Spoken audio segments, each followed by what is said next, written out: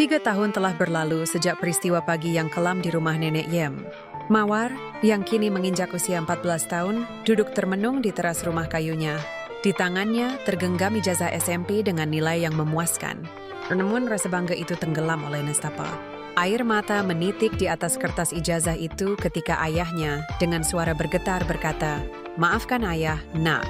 Untuk sekolah ke SMA kita tak punya biaya." Impian Mawar untuk menjadi guru pupus seketika. Sawah yang kering dan hasil kerajinan bambu yang semakin sepi peminat membuat penghasilan orang tuanya nyaris tak cukup untuk makan. Namun sang ibu adalah seorang pejuang. Di matanya masih ada api harapan. "Aku tak mau anakku hanya jadi petani miskin seperti kita," bisiknya suatu malam pada Mawar. Dengan sisa keberanian, ia menghubungi saudara sulungnya, Wahyu, yang telah sukses bekerja di sebuah perusahaan di Borneo. "Bang, tolong bantu sekolahkan Mawar, dia anak yang pintar. Aku janji, dia tidak akan merepotkan," pinta ibu Mawar lewat telepon. Setelah beres letak, kabar baik datang. Keluarga Wahyu bersedia menampung Mawar dan menyekolahkannya di SMA negeri di kota mereka. Dengan hati yang campur aduk, antara haru, harapan, dan rasa takut, Mawar berangkat meninggalkan desa kecilnya, membawa segenggam impian dan luka lama yang belum sepenuhnya sembuh. Sesampainya di Borneo, Mawar disambut oleh keluarga Wahyu yang terlihat sibuk dan modern. Rumah mereka besar dan bersih. Mawar, yang dibesarkan dengan kesederhanaan, merasa sangat kecil. Dalam hatinya, ia bertekad, "Aku harus membalas budi baik mereka. Aku tidak boleh menjadi beban." Tekad itu ia wujudkan dengan cara yang membuatnya lupa diri. Sebelum matahari terbit, Mawar sudah menyapu dan mengepel lantai. Setelahnya, ia mencuci piring sarapan keluarga yang berantakan. Tak pernah ada sepiring nasi atau segelas susu yang disiapkan untuknya. Mawar pun berangkat sekolah dengan perut keroncongan, hanya mengandalkan uang jajan mingguan yang pas-pasan, hanya cukup untuk membeli semangkuk mie rebus setiap hari. Terkadang, ketika Tante Wahyu lupa memberinya uang, Mawar harus menahan lapar seharian.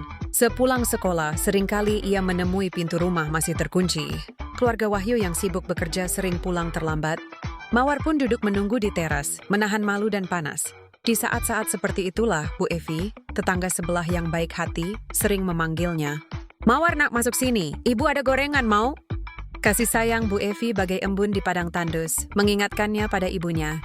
Perjalanan ke sekolah yang jauhnya 3 kilometer ia tempuh dengan berjalan kaki setiap hari, demi menghemat ongkos.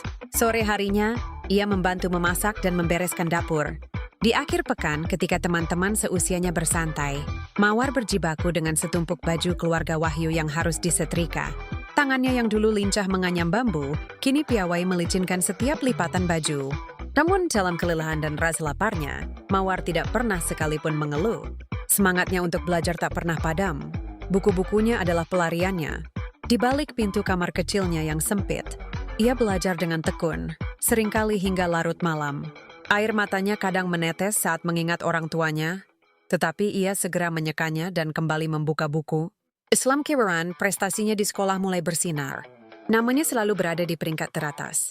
Guru-gurunya kagum dengan ketekunan gadis pendiam ini. Hingga akhirnya, hari yang dinantikan tiba, pengumuman kelulusan SMA. Dengan jantung berdebar, Mawar melihat namanya tercetak di urutan pertama. Mawar, juara satu. Air mata kebahagiaan akhirnya tumpah. Semua pengorbanan, rasa lapar, lelah, dan rindu pada keluarga, terbayar sudah pada saat itu. Ia pulang ke rumah dengan membawa ijazah dan piagam penghargaan. Bibi dan pamannya, Wahyu, untuk pertama kalinya memandangnya dengan rasa bangga yang tulus. Mawar tersenyum, hatinya lega. Namun dalam sanubarinya yang paling dalam ia tahu, perjalanan ini belum selesai. Gelar juara satu ini bukanlah garis finish, melainkan sebuah pintu yang baru terbuka. Pintu menuju impiannya yang sesungguhnya. Dan Mawar siap melangkah. Dengan keyakinan bahwa bintang-bintang, setelah sekian lama bersembunyi di balik awan, akhirnya mulai bersinar lagi untuknya.